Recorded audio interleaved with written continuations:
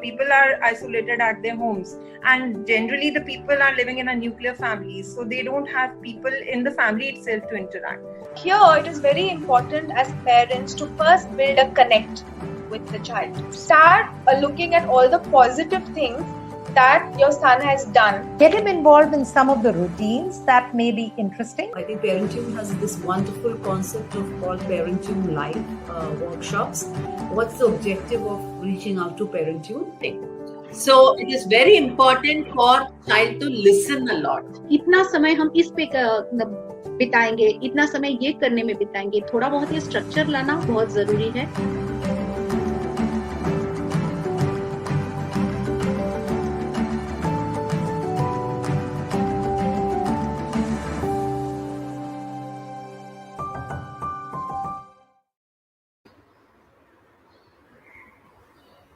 Good afternoon and a very warm welcome to you on the Parentune Live. My name is Nidhi and I'm excited to host this session for you today. Joining us today to answer all your queries on stubbornness and backtalking, I have with me our child behavioral psychologist, Kiran. A very warm welcome to you, Kiran. So happy to have you. Thanks, Nidhi. Pleasure is mine too. Thank you. So, to all our parents, you can send in your questions in either English or Hindi on the Parentune app, Parentune Live, or on our social handles, and we'll be happy to take them. So, Kiran, could you start off by actually telling us what are the reasons behind kids and children being stubborn and backtalking? Okay. So, we want to start with the why part of it, Nidhi. Now, based on different age, okay, the reasons can be different. Like, for example, if it is a 2.5, 3-year-old child, and as a parent, you want to help the child to put on the shoes, or you want to choose the socks, and child says no, right? Pushes back, or you say maybe a 7-year-old or 8-year-old child, you say, okay, brush your teeth before having breakfast, and the child says no. Right, and why should I? Child goes into the why part as intellectual and cognitive, and the critical thinking of the child increases. So the child wants to know the why behind the instructions being given, and sometimes child uses the why as a pushing back and as a way to showcase that I don't want to do it. So there is also another element here, Nidhi, about autonomy. As a child grows up, the child wants to extend his or her own sphere of control and autonomy. So there is this is another reason where parents may experience that the child is pushing back. So critical thinking, where the child wants to show their own sense of control. Maybe the child is carrying the baggage of some other conflict or something which was building up and it is coming out on the instruction when the parent is giving. So all this, or some other stress which the child is undergoing. So all this can be the reason why what can seem as the child is not listening to me or is back talking to me. So yeah, it's pretty much. Thank you so much. So Shirley has 2 kids, 3 years and 5 years, and her question is, post-lockdown, my boys 3 years and 5 years old have become more stubborn and adamant. They get angry when I scold them for their mistakes. Screen time has also increased. What should she do? Can you please help her? Right. So Shirley, first, probably you want to see that what are the areas where the child is showing the stubbornness. Is there a pattern which is coming off? Is it like towards the evening side where the child is showing it more, or is it towards the morning side when you're getting it up, the morning rituals where the child is having more pushback? Is it sitting for the online classes?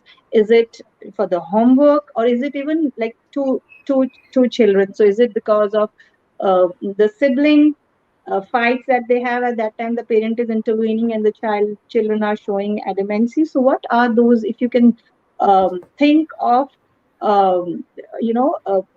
making enlisting, what are the areas where the children are showing? And also I would suggest, Shirley, that if for 3-year-old you see it a little differently, And for 5-year-old, you see a little differently. It can also be a case where the children could be, um, uh, could be crossing their sense of ownership across each other. Like 5-year-old is doing some drawing, and the 3-year-old is going and maybe putting some crayons on it, and the 5-year-old is getting very, very angry about it, or the 5-year-old is snatching ball from the 3-year-old. So we got to see what are those areas, and accordingly some steps can be taken. Now, as far as screen time is concerned, yes, it has been seen that this has increased, especially during this time. So, and then children, because they don't have very clear sense of timing, so often they end up pushing the deadlines like 5 more minutes, 10 more minutes, and it just seems that their appetite is just not getting satiated. So my suggestion would be that wherever possible, if you can have some kind of rules which are predictable in nature, which are consistent in nature, that can really help the child. The more the child sees, especially in this age, the more the child sees that the moment the child pushed the limit, right, 5 more minutes, and you, as a parent, you let it have at that time. The next time when you are more, when you are fresh, or maybe you just want to have a cutoff, and you say no, no 5 minutes, then you may notice that the conflicts can be more. So just if you can be consistent that dear, it was 1 hour, so it is over, you got to close it. So if you can just make it predictable where the child knows, okay, 10 o'clock, it's lights off, it's a sleeping time. So if you can make it a little consistent, if the need be, you can give a child an advance notification, like in 10 minutes the lights will be off, instead of coming at the deadline. So just see if you can, for this young age, if you can bring some kind of predictability in their routine. I do understand that there are certain aspects of the routine which has got broken down, but wherever possible, if you can keep some high level routine and help the child to stick to it, it's going to be easier for the children to accept it. So I really hope, Shirley, this helps your children. Yes, I hope you got your answer. And surely, if you have any further questions, please feel free to write them and we will take them as well. So, also, Kiran, could you tell us why doesn't a child listen to instructions in a positive way and indulge into misbehaving and back talking? Yeah, Nidhi, I think this is a very, very nice question. That why is it that you are, as a parent, giving instruction to the child which are good for the child, and the child is not responding to that, or rather is back answering, or asking back, why should I do it, or I will not do it, right? So right from, if you say, okay, it's a food time, and the child says, I don't want to eat. Okay, so sometimes as a parent, it may just seem that why is the child behaving like that? So, if as a parent, right, we can, one of the reasons could be the tone, right? Sometimes children do react, and oftentimes they do react to the tone in which we give the instructions. Sometimes when we are talking to a child, our tone is at a particular, say, X level, and when we are giving instruction to the child, either it could be accusatory in nature, like, oh, you have been sitting in mobile for the last 1 hour, so now you must stop it, right? So, which could be designated or designed to bring some kind of shame in the child, or blame the child, or put the child in a spot. So, or if they could be fear inducing, like, if you're not attending your school, I'm going to stop your schools, or you go and work in the warehouse, I will send you to the cobbler, or you will end up working like a house help. So if you can be a little more self-aware in terms of what is the words that we are speaking, what is the tone in which we are speaking, what is the volume. Sometimes, Nidhi, as a parent, we think that if we raise our voice, it's going to can work better in terms of the child knowing that I really mean it this time. On the contrary, I would always suggest that you can actually try tone which is lower than your usual volume. Also, Didi, sometimes the child is so engrossed with that activity, be it playing with Legos, be it watching something, be it playing with the friend, that the child actually didn't listen to the instructions. So also ensuring, instead of letting it work upon yourself, also ensuring that did the child really have your attention before you gave the instruction. So taking the name of the child and waiting for the acknowledgement, or going closer to the child that, dear, I'm waiting for your, I really want to tell you something. So could we have eye to eye first? So getting the attention of the child so that there's a momentum or breakage in the attention, these things can really help you. Yeah, I really hope, Nidhi, that answers the question. Yes, absolutely. Gives a lot of clarity now. So Arushi, who has a 4-year-old son, says nowadays her son has become highly stubborn and sensitive. So how can she handle this? Right. Arushi, I would be want to know more about the sensitive part of it. Is it some particular, lines, uh, which is actually where the child is showing more sensitivity? Maybe it could be crying. Some children actually develop a little scare. They are at 4-year-old. They are subjected to a few scary videos also, so they can develop that I don't want to go alone in the dark and all. So we got to see define more what exactly is sensitivity means here. For your child, I would suggest, Arushi, that if you can see what are the areas, and after giving instruction to the child, also offer help. For younger children, giving some options, two options rather, one which is in the hand of the child, that, for example, if you say that, okay, we have to eat this vegetable. Now, 4-year child oftentimes say, I don't like it. So as a parent, if you do not let the no which is coming from the child trigger you into raising your voice. See, we have to understand one thing, Arushi, that every time we raise our voice, yell, shout, make our body larger, that's generally evolutionary way in which we express displeasures and high emotions. So every time we do that, we trigger the fight or flight or whatever defenses that the child has built in, we trigger those emotions in the child. And children being young, of course, and their biological growth of self-regulation and self-control is still in progress. So the moment they get triggered, it is very difficult to reach to the reasoning sense of the child. No wonder at 4-year-old, you may often notice that the child is completely enraged, all angry, but the eyes are all red and tears are. So it's all a mixture of sadness as well as anger, which streams out because the child is completely doesn't know what to do now. You cannot touch upon the reasoning till the time you supported the child through the melt, what is generally called as meltdown, right? So my suggestion would be that offer options to the child, one which is in the hand of the child, that, okay, here, this is the vegetable, for example, bottle gourd, yummy bottle gourd that you've got. You want to have it yourself, or I can help you to make it more interesting. So if you can work with the child, maybe add some mayo to it, add some curd to it, or sprinkle some cheese on it, whatever it is. So one option you can leave it to the child, one option you can offer help. At this age, it is very important, wherever the child is looking for a connect, where you are helping the child as well.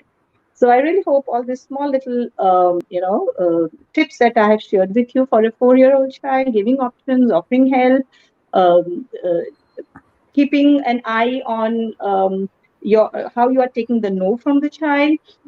You may be surprised, Arushi, that the moment the child said no, and you say, oh, but it is lunch time, right? We all are having it together. So shall I will lift you and we'll go to the washroom to wash our hands. And you may actually notice that the child will be quite participative about it. And you may be surprised to see that why did the child said no in the first place? So just don't let the no of the child, treat the no as the child is having difficulty, and child wants to continue with the activity that the child is doing, and then help the child to transition. For younger children, one last thing, Arushi, transitions are equally difficult. So if you help the child in a manner that, all right, you are playing with the Legos, so how about I can allow you to carry 5 pieces of the Legos to the table. So you can continue a part of it on the table, it's a lunchtime. So wherever possible, if you can kind of work a win-win situation with some structure where you say a yes, but a conditional yes, that can also help young children beautifully. So I really hope, Arushi, this helps you and your child. Yes, and Arushi, you can always write back to us, and if you have any questions, any further questions, we'll take them.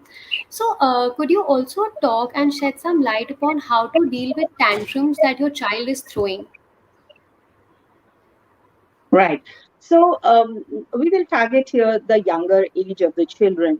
So often the tantrums that we see from children where they've completely gone into rage and is um, different children show differently. Some children are completely passive. They sulk. I don't want to have food.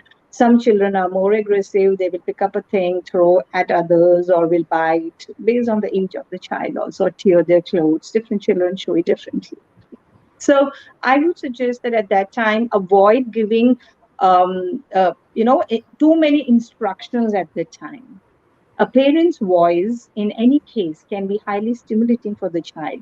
So use it on the contrary to support the child and to soothe the child and make it easier for the child to go through the tantrum is like this. It goes up, up, up, up, up, and then it comes down. So help the child to handle it. Uh, Avoid getting so worked up that you are offering distractions to the child or you are actually giving in for which the child was actually crying for. For example, if you said that there is no TV or no mobile with the food and the child is completely enraged, and you actually say, all right, this food we can have it with mobile.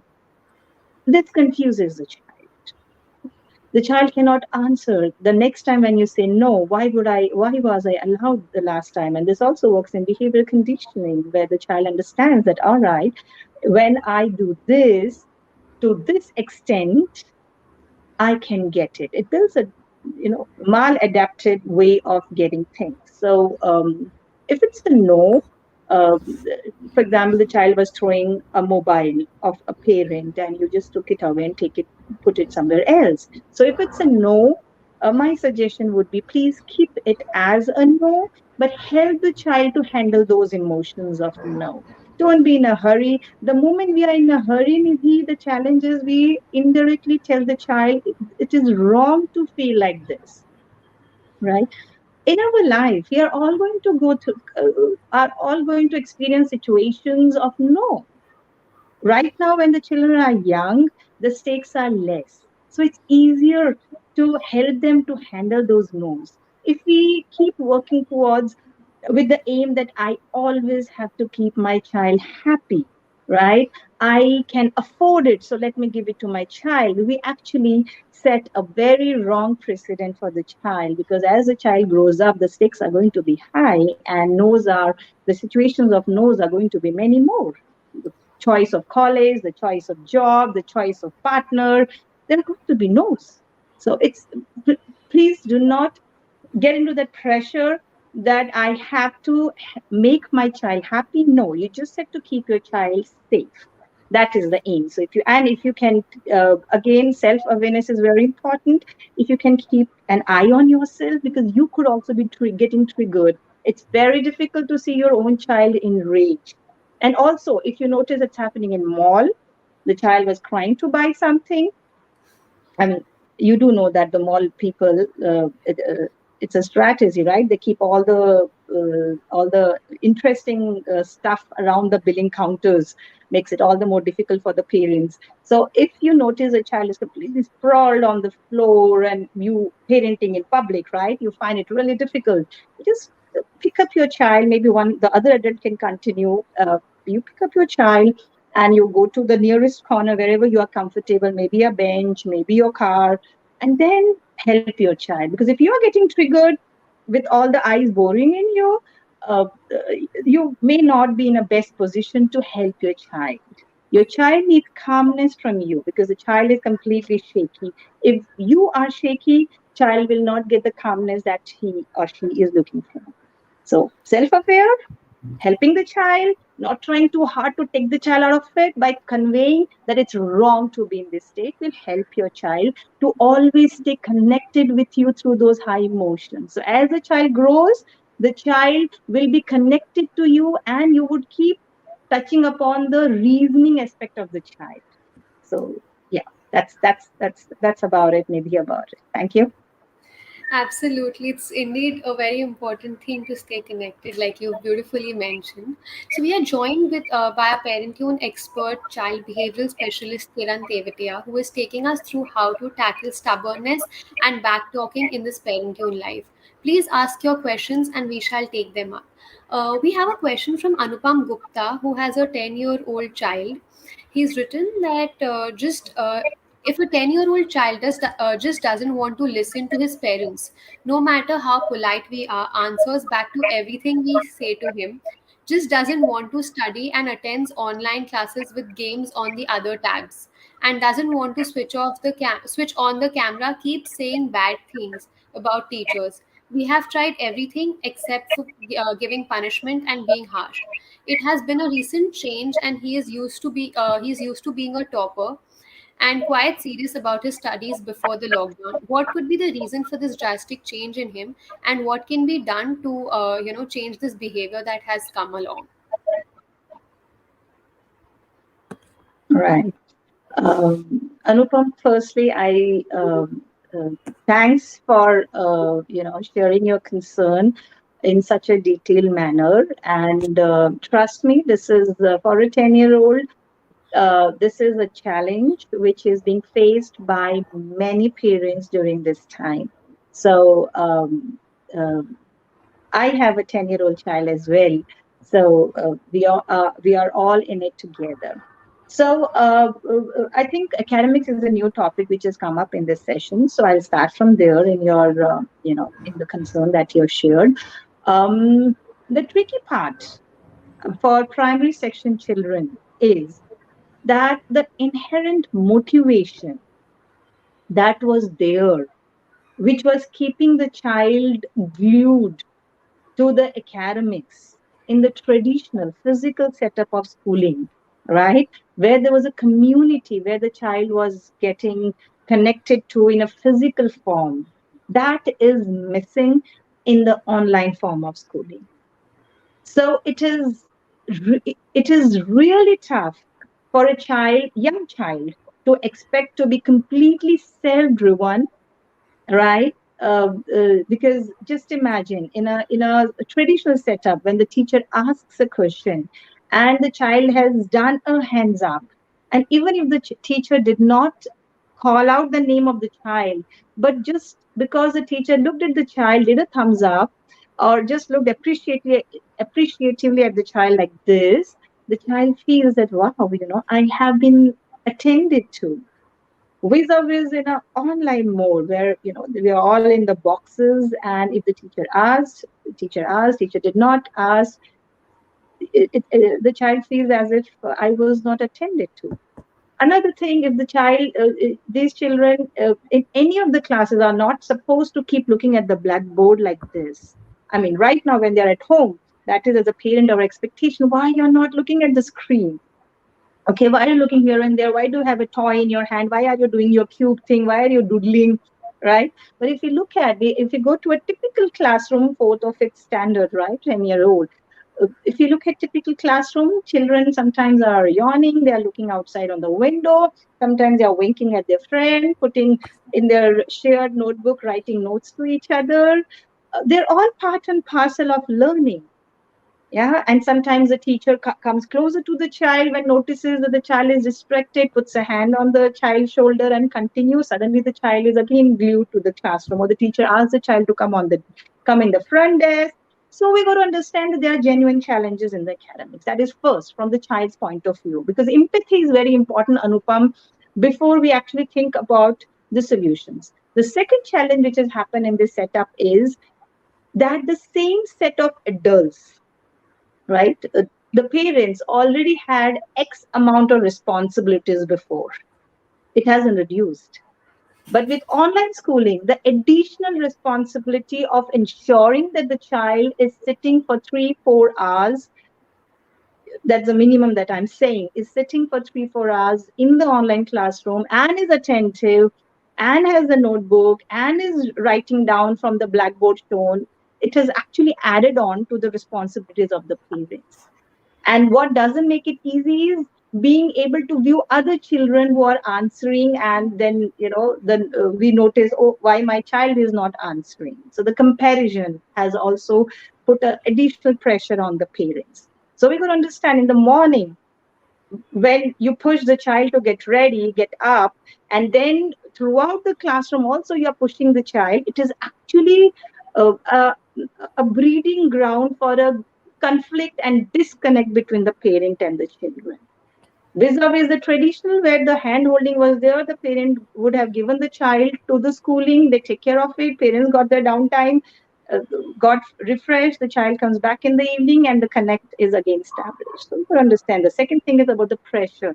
So keeping these two in mind, your child could genuinely be having a challenge out there if you notice. So having some small rules can do can do a great help. Sometimes children of this age also understand it is important for my parents, for me to attend the online classroom. It is more important for the parents than me. So then they start saying that if you do not allow me to watch YouTube, if you do not allow me to play on the games, then I would not attend the online classroom. So if you can kind of convey to your child that, dear, your expectations, right? That we expect you to attend the online classrooms, and we expect you, if you put your expectation, however, you also put your expectation that when it's a classroom going on, we cannot be opening the other tabs. Okay, so as long as the child is not opening the other tabs but is doodling in the notebook, is not writing, I would not suggest at this age to do the micro management. I would not suggest that if you're because it's going to increase your conflict with the child, and you have the whole day with the child. You also deserve a little break. Okay, so if you put some small structures of rule during online classroom, that you cannot open some other tab of entertainment during the class, only if the whole class is finished. If your class is not going on, you close the tab or close the laptop and you take a break, right? The way it happens in traditional schools, right? But at 3 o'clock, when your class is done, after that you can have a schedule of video games, or whatever is the routine of the child. So, and in case if you find, firstly, telling is the rule. Now, 10-year-old children are not very good, even any age, right? You just put a rule, and we can't assume that the child has to follow it. I mean, even if you have to see Anupam in the real life, in the adults, the moment somebody puts a new rule, everybody should start using masks. We don't start following it from the second day itself, right? Everybody should get vaccine. We don't start following it from the next day. We kind of let it grow. We start seeing what are the pros and cons, what is in my best interest, and then what is other people experts saying, and then the child also has a right to process it. So if you can, the moment you notice, you can have a consequences. If I notice that you are in the tab, we will close it for the day. You do your self-study.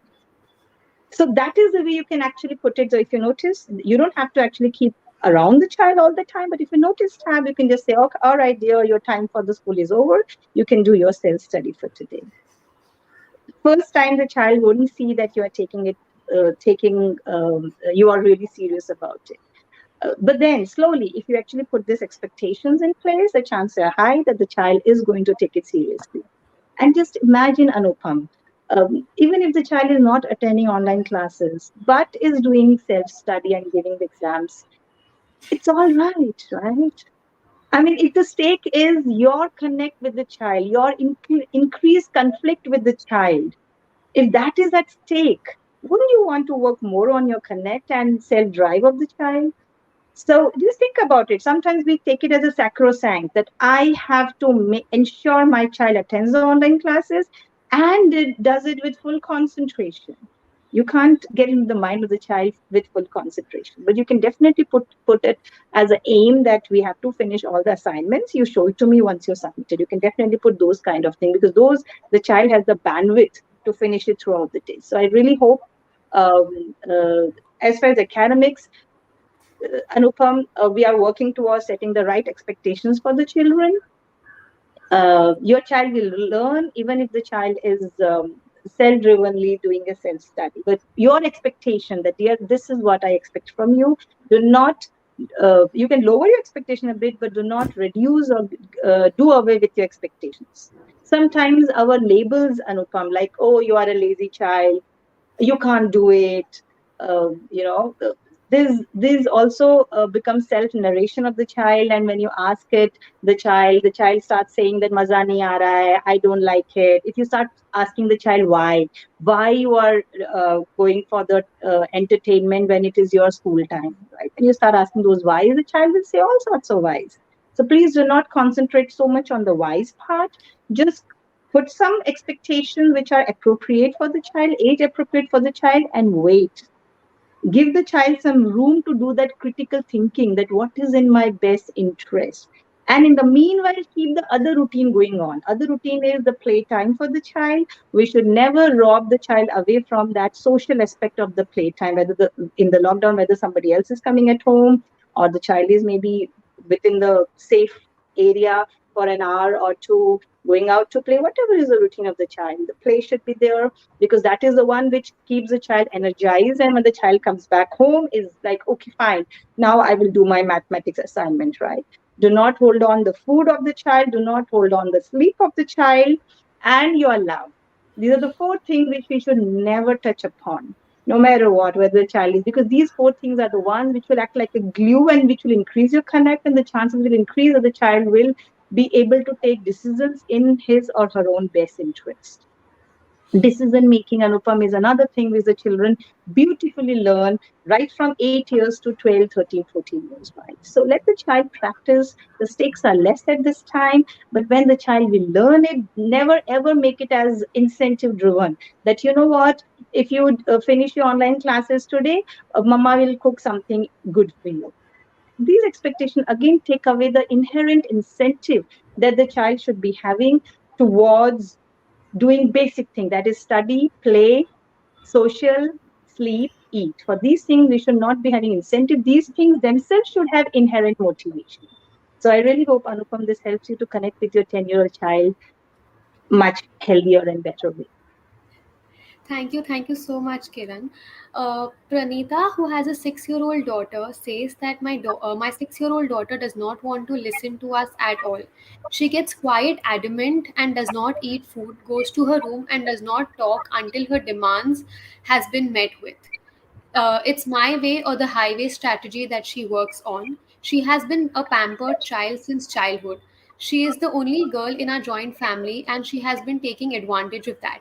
Please suggest ways to deal with her and when she is in the mood to not listen to us at all.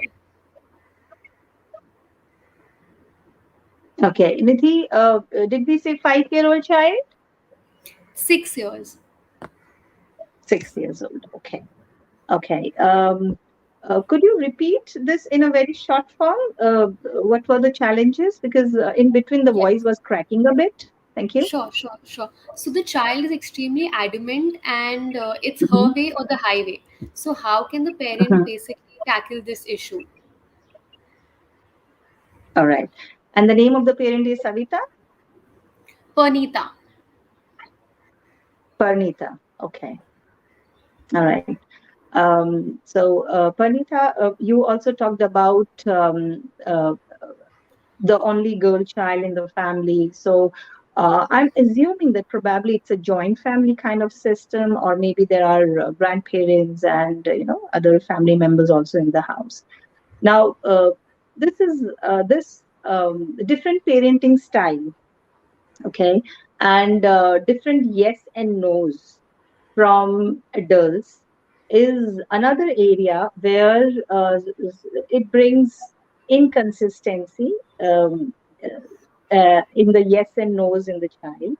So, firstly, Parnita, don't be disheartened and thinking that, okay, fine, my child was a pampered one, and so this is what she has become and all. Because 6 years old children, they are highly adaptable, and guilt that comes out of past is never going to help the child, is not going to help the parent, right? You may unnecessarily actually be more harsher on your child assuming that now I have to take it in my reins. Okay?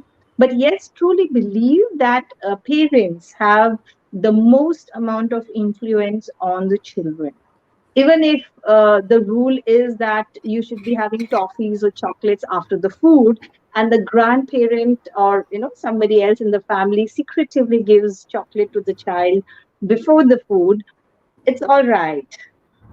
So the child still knows that my mother or my father expects me to have food before the chocolate. So I just giving you an example. So it is uh, on the contrary, sometimes what I have noticed in the cases that come to me is that as a parent, sometimes we feel so strongly about, oh my God, my child broke the rule, and some other adult, help the child to break the rule, that we actually over the child starts talking to the other adult, whether it could be between the spouses or between the other family members, intrafamilial, that we start talking about it, and the child is right there. Right?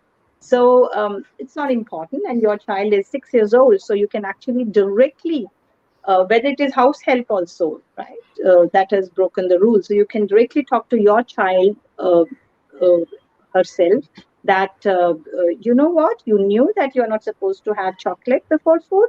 Now let's finish the food. So let it go away. You put the onus on the child. That way you also show the trust. You show a parental trust that I have confidence that you are capable of understanding and following this rule. Every time you displace it and put it on somebody else, then the child starts thinking that, starts using the displacement as well.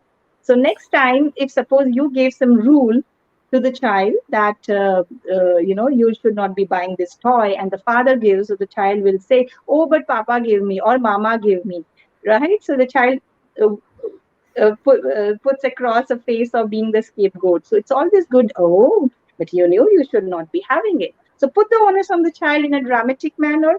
Again, keep an eye on the tone. The beauty about younger ages, if you can, whatever instructions you have to give, if you are able to bring a smile on your face at the time, right, and if you are able to keep the humor in the situation, right, that really helps the children in terms of not triggering their defenses, and in terms of only handling their own emotions. The child doesn't have to handle your emotional baggage. So and this also tells the child that it is not a danger situation for me. So if you can, whatever you have to tell to the child, whatever instruction you have to give to the child, if you can be softer and with a smile, and if the child says, no, I don't want to, oh, you don't want to do it, so what is it that you want to do it? Oh, I want to keep playing with it. Yeah, I know, but you know what, your body needs to become strong. Show me your hand. Oh yeah, we need to build muscles. So now let's do one thing. You can put your feet on mama's feet, and we'll go left, right, left, right, left, right. Children, young children learn beautifully through play. No wonder they want to keep playing throughout the day, right? So that's what I a lot of time advise parents in academics for young children also, that you do not have to give the knowledge the way we see the teachers giving to the children. It's one to many there. Here you have the beauty of one to one. So even if the child is not writing, this is a cat 20 times in that 4-line notebook, but if the child is writing, this is a cat on the floor with crayons or on the blackboard with chalk, it should be okay.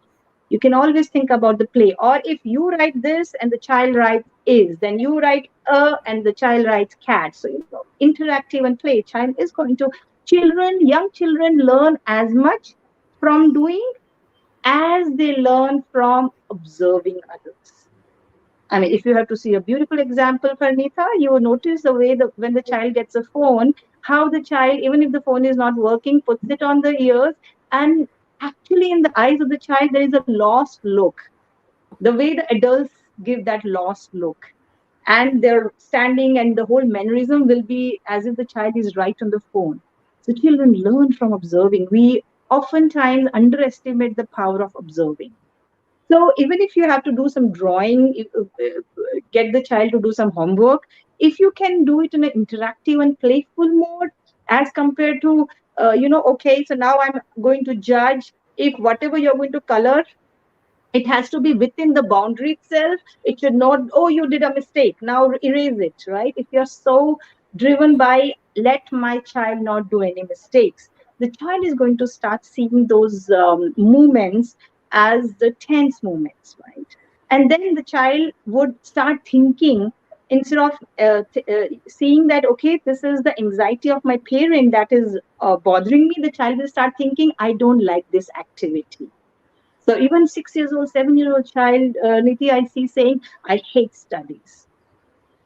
I mean, it's such a wonderful thing, opening up a newer and newer world to the children. They're always so curious. There was a child yesterday, right, where I got a child 7 years old, and the moment I opened the value education, child says, I'm not good in value education.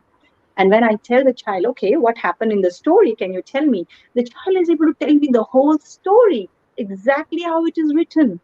Every question that I ask him, he's able to answer. So where is the child getting this line from? That I don't like it. So we got to be a little more careful about, is it our unsaid anxieties that is letting the child work out like that? And see how we can kind of tone it down, bring the play in the picture, bring a smile in the picture, create a drama, and see if we can bring the nose down. For example, if the child is playing with soft toys and it's a food time, so if you can, child says, okay, I will take the teddy bear also on the table. You can just see before you actually want to say a no. If you can see why I want to say a no to the child, for young children especially, because a lot of time you may start noticing it. How many times are you saying a no, and how many times are you saying a yes? So if your worry is that the toy on the table will get some spots, you tell the child the problem, that, you know what, I have a problem. The moment you say, I have a problem, children are more open to it. A few days back, I was with a group of 6, 7 children, right? And when I went, they started telling all their stories. I said, I've not even told you my problem. Shall I tell you my problem? It was about some conflict, right? So the moment you say my problem, children, yeah, they always want to help, right? So I have a problem that if you take this teddy bear, there'll be spots. So if the child says, okay, I will wash it. So just imagine how the child wants to take the responsibility. So if you can work with the child, observe your nose. Is it really required? Put some conditions, how the no can be converted to yes. For example, if a 6-year-old child is throwing ball in the living room, right? Now you are worried about the TV, say, for example, or maybe the grandmother doing puja. So you're worried that the ball will go there. So sometimes suddenly we say, no, don't play with the ball. Now the thing is, generally, Pranitha, right? Young children know what sensory inputs they need at the time. The child really needs to move. So if you can understand the intentions of the child and then redirect that, all right, you know what, dear? We have a TV here, or we have a grandmother doing a puja. So let's take this ball in the, whatever the other room is there, or in the corridor just outside the door. Let's take there and we'll play there. I'll help you. So you take the ball, you play for, on the ball 3-4 times, you show. As I say, no, right? Then why no? Then what can be an alternative yes? And then you show the yes. Chances are very high that the child who really wanted to do that thing actually is more open to accept your no, because you understood the intention of the child and did not just stop at the no. So I really hope, Anita, this helps you to, keep the enjoyment and love that entails when bringing up young children. So you are truly able to enjoy your parenting. I really hope. Thank you so much, Kiran. So, Shri, a mom of 2 children, writes, my daughter is 3 years old and she becomes very aggressive when she does not get her things immediately. The elder sibling, who is 6 years old, is always triggering her. 3 years old always ends up shouting and hitting and crying. How can I make her understand? Right. Yeah. So, Shri, I have noticed that sometimes, especially older sibling, have a certain sense of ownership on the younger sibling. Right. They start extending the younger sibling from, you see the teddy bear behind. So they have been playing with the teddy bear, and they start saying, "Wow, now I have a real teddy bear, real, little baby." So they say, "Mama, put her or him in my lap." So the older sibling sees you taking the child around in the house. I will also do it. So they want to. Then the child is bringing the toys too fast. The younger child is playing with some toy. The older child is snatching it from the hand. So that sense of boundaries. It is a good idea between two siblings if we can have a sense of boundaries between the two children and a sense of ownership. Sometimes it is also a possibility that there could be an expectation from a 6-year-old child to share the things. Sometimes we say, as a parent, we take a call that, this toy is, you have grown out of it. So you should give it to your younger sibling, or I will give it to your younger sibling. Right? It touches upon the sense of ownership of the older child. And then the chances are high that somewhere, without, understanding or without being conscious about it, the child may develop a rivalry. Sibling rivalry is an oft-heard word, but a sense of, somewhere a conflict situation where the child may, what may seem like is the child is triggering the younger one. So when you are not watching, the child may snatch the toy away from the younger one. So I would always suggest we got to, whether it is 6 years old, whether it is 3-year-old, we should respect the sense of ownership. So there should always be toys which belong only to the 3-year-old, and the toys which belong to 6 years old. And if you can have the rule like, we ask and some common toys. So if we can have some rules like where everybody feels safe, right? Both the children needs to feel safe. Sometimes when it is an older child, a pseudo parenting comes into picture, where we start telling the older child that, okay, take care of your younger sibling when the child goes down. Now it gives, with the ownership comes an authority. So the child starts, crossing the boundary of the child, will hold the hand of the child, pull, push, and all those things. So I would really request, both the children are young, if you can keep them separate. If even if the other child wants to say, she was coming in my, she was, pushing my friend, so I told her this, whatever, so I pushed her or whatever. So the child gets into the sense of either protecting friends from the younger sibling or the younger sibling from the friend. So it's like pseudo parenting. So if you can kind of say, what, here, it's all right, you can play your game and I'm here to take care of the child, right? So if you can kind of put the expectation, and even if the 3-year-old child has gone and taken some pencil of the older one, you say, oh no, this belongs to your, the other sibling, so I will take it away from you. You give it to the 6 years old, and then if you wish, you can take this. And with no an alternative yes, and you give something else which belongs to the child. So, and even to the older sibling, if you can say that if the 3-year-old has taken it, then, and if you are not able to convince the child to give it, you can come to me. So somewhere as a parent, Shri, whenever the child, especially the older sibling, could be coming to you very often to complain about the younger one. He or she, right? He did this, he did that, and all. And as a parent, we get urged that why cannot you handle your conflicts yourself? If we put that, don't bring your complaints to me, you have to handle it. The child may handle it then slowly, right? But the ways in which the child will handle it may be highly maladaptive for both the children. It could, in fact, introduce a certain bullying as well of the older sibling, of the younger sibling by the older one. So you got to step in wherever your 6-year-old child comes to you. You can put a rule: wherever you feel trouble, come to me, right? Just imagine when we are in trouble, when our neighbor troubles us, we have the police to go to, we have the managers, society managers to go to, right? Child also needs a safety. Whom do I go to? Just imagine if somebody tells, hey, you have to handle your conflicts yourself. How unsafe it will make us seem.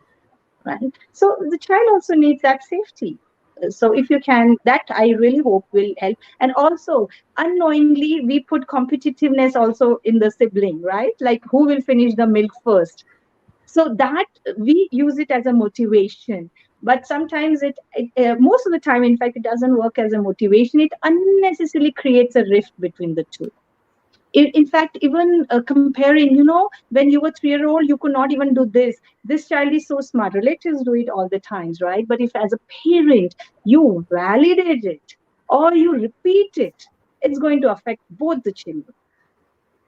Just imagine if your husband or your wife tells you, the neighbor's husband or wife is doing this, has started going to gym, or has bought a lovely car, whatever it is it really going to motivate to do this?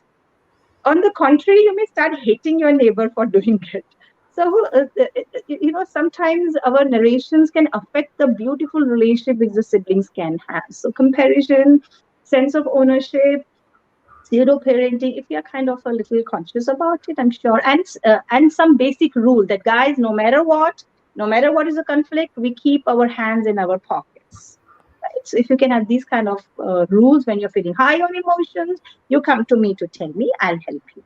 Right? So if you can guide the child in that, I'm sure their sibling relationship it will be much, much, much better, and that will help the overall environment of the family to be much more positive and connected. For your younger one, 3-year-old, 2 to 3-year-old is a beautiful time when the child realizes the power of no, and that no seems to become a response for everything. I'll do it myself. So I would always suggest, if you're not in a hurry, right, let your child finish the whole thing. For example, if the child says, I want to wear the socks myself, but the child is struggling. Sometimes when we see our younger child struggling as a parent, right, we want to step in to help. Yeah. I would suggest, if you have time, take a deep breath and just wait for the child to completely finish what the child is doing. Without, even if you notice that the child is doing it wrong, has picked up wrong set of socks, is doing it completely wrong, just wait, because problem solving, right, is not a skill which the child is going to learn by solving mathematics questions. It is a skill which the child is going to learn by real life, by solving age appropriate problems in real life. So don't be in a hurry. When you notice the child is visibly tensed, then also hold on to your hands. As I said, when parenting, keep your hands in your pockets and use your voice. So then also say, oh, you're finding it tough to put on your socks. I can see that. Wait till the child actually looks at you and asking for help, and then help in a positivity without saying that, oh, you could not do it. And even if the child did left shoes in right, I'm just taking examples because they really help to extend it in other situations. Even if the child has put left shoes in right, let the child finish it completely. Stand up nicely and praise the effort at least. Praising is an amazing thing for little ones. Even for anybody, right? We all love praises. Positive reinforcement. You say, wow, you wore it so nicely. Now, you know what? This left shoes goes in right and this right shoes goes in left. Can we do that, please? If the child starts getting confused, then you say, okay, so let me help you, lift you, and then you go nicely and swap it. What this means, Shri, is do not let the mistakes of your young child perturb you so much that you start telling the child, oh, you did it wrong. This is an age where the child, of course, would do things wrong, right? But then the child should be appreciated for the efforts that the child did, and then positively share that, okay, how do we correct it? Yeah. So I really hope this helps you to take care of how to handle the no's and adamant, what you see in your 3-year-old child, as well as better connect between the siblings. Yes, thank you so much, Kiran. So, to all our parents, if you've just joined in now, I encourage you to watch the entire video on Parentune application or on our Facebook page to understand how can we tackle and manage stubbornness in our child and backtalking. So, before we conclude, could you share the top 3 do's and don'ts to tackle aggressive and stubborn behavior in child, Kiran? Top 3 do's. And don'ts, Okay. yeah. Yeah. So top 3 do's, okay, is very interesting. And I would not keep it as age specific, though it is highly age specific. First thing is, the moment you hear that a pushback has come from a child in whatever ways, based on the age of the child, in older children, it will come through some kind of, using some kind of what they keep experimenting with stronger and stronger words that they see the world around using. Some children actually get into cuss words also. So it can come through that. In younger children, it can come through whys. Why should I do it? I don't want to do it. In yet younger children, it could just come by bodily stiffness in that. So whatever is the way, the moment you notice that a pushback has come, the biggest do is take a deep breath and tell yourself it is not an attack on you. Your child is learning. If you can tell yourself, because the moment you start saying, how dare my child say no to me? How dare my child use this language? My child has not learned respect. It is a possible, in fact, it becomes all the more if some relative was there and child did in front of the relative, then it becomes parenting in public. Then the shame and embarrassment also gets attached. What will people think about me now? So if we can at that time stop that train, which is self-defeating in nature, because it's a child who needs to learn. It is not a reflection on you, on how good or bad parent you have been. Every child is going to experiment with strong words, is going to experiment with biting at least once in a day, once in life, at throwing things, banging door. At least a child is going to try at least once in their lifetime. And now, how long do they rolling eyes, right? Or just plain vanilla ignoring you, pretending that the child didn't hear you. Every child is going to try that, right? These are interpersonal, and children are going to practice that. So if you can keep an eye on yourself and tell yourself, no, it is not an attack. I refuse to take it as an attack on myself. My child needs to learn. And I have to help the child to introspect, right? So if you can do that, self-talk to yourself, it is difficult for you. So then take a break. You can always say, you know what? The way you rolled your eyes, I'm feeling very angry. So I'm going to take a break. I'll come back to you. And you take a break, go away, listen to some music with children. It is, you can, the second do is, if you find yourself in high on emotions, take a break. Be kind on yourself, right? Before you think of supporting your child, driving the life of your child, you got to understand that, am I in a state to drive right now? Am I too drunk in high emotions to drive? Take a break. Do things which makes you feel happy, brings peace in you, pleasure in you. In fact, the beauty about it, this taking a break, tell your child and take a break. Sometimes what happens is, as a parent, we just kind of stop, talking to the child. But then the child keeps saying, Mama, or Father, Papa, for that matter, please talk to me. What happened? We want the child to indirectly understand that, see, I'm so angry right now. I don't want to talk to you. Holding on to the love is what it is said.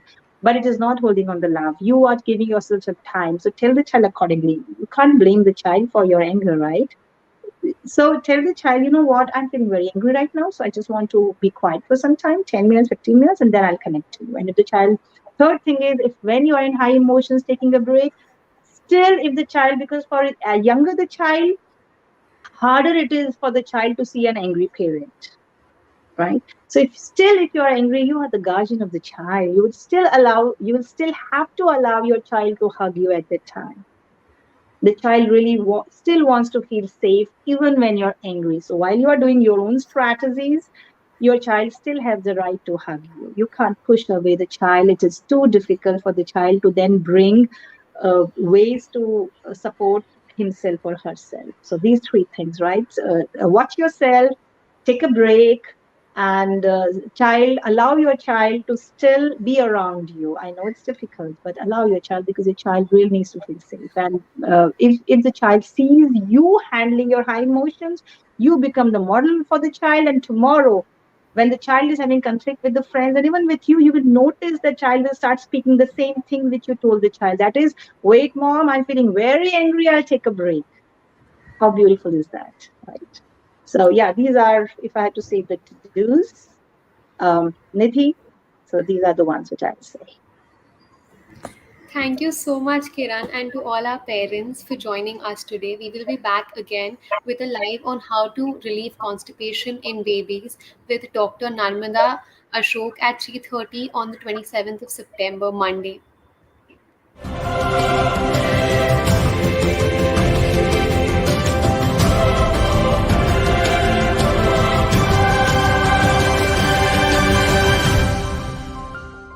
people are isolated at their homes, and generally the people are living in a nuclear family, so they don't have people in the family itself to interact. Here, it is very important as parents to first build a connect with the child. Start looking at all the positive things that your son has done. Get him involved in some of the routines that may be interesting. I think Parentune has this wonderful concept of called Parentune live workshops. What's the objective of reaching out to Parentune? So it is very important for child to listen a lot. इतना समय हम इस पे बिताएंगे, इतना समय ये करने में बिताएंगे, थोड़ा बहुत ये स्ट्रक्चर लाना बहुत जरूरी है.